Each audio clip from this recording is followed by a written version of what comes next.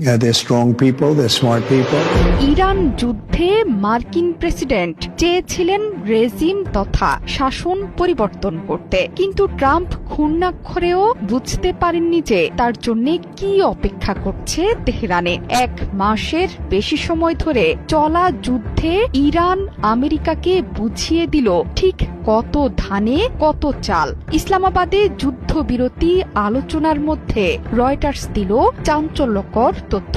কাতার সহ বিভিন্ন দেশের ব্যাংকে আটকে থাকা ইরানের জব্দকৃত সম্পদ ছাড়তে সম্মত আমেরিকা। জ্যেষ্ঠ ইরানি সূত্রের বরাত দিয়ে রয়টার্স জানিয়েছে, পাকিস্তানের রাজধানী ইসলামাবাদে ওয়াশিংটনের সাথে চলমান আলোচনায় সমঝোতায় পৌঁছাতে এটি গুরুত্বপূর্ণ আন্তরিকতার লক্ষণ বলে স্বাগত জানিয়েছে তেহরান।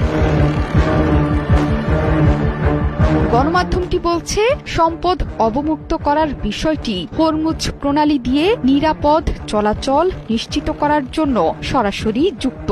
ধারণা করা হচ্ছে আসন্ন আলোচনায় এটি একটি প্রধান ইস্যু। তবে যুক্তরাষ্ট্র ঠিক কত অর্থ ছাড়তে রাজি হয়েছে সে বিষয়ে নির্দিষ্ট কোনো অঙ্ক উল্লেখ করেননি ওই জ্যেষ্ঠ সূত্র। আরও একটি সূত্রের বরাত দিয়ে রয়টার্স বলছে, কাতারে রাখা ইরানের $600 কোটি জব্দ তহবিল ছাড়তে সম্মত হয়েছে মার্কিন যুক্তরাষ্ট্র। এই ব্যাপারে যুক্তরাষ্ট্র অথবা কাতারের পক্ষ থেকে কোনো মন্তব্য আসেনি। 2018 সালে জব্দ হয়েছিল $600 কোটি অর্থ। 2023 সালে যুক্তরাষ্ট্র ইরান বন্দি বিনিময় চুক্তির অংশ হিসেবে এটি ছাড়ের কথা ছিল। তবে 7 অক্টোবর ফিলিস্তিন যুদ্ধ শুরুর পর সেই তহবিল আবারও স্থগিত হয়ে যায়। সে সময় মার্কিন কর্মকর্তারা জানিয়েছেন যে ভবিষ্যতে এই অর্থে থাকছে না ইরানের প্রবেশাধিকার। প্রয়োজনে পুরো হিসাবটি সম্পূর্ণভাবে জব্দ রাখার অধিকার আছে ওয়াশিংটনের। এই তহবিলের উৎস দক্ষিণ কোরিয়ায় ইরানের তেল বিক্রির অর্থ।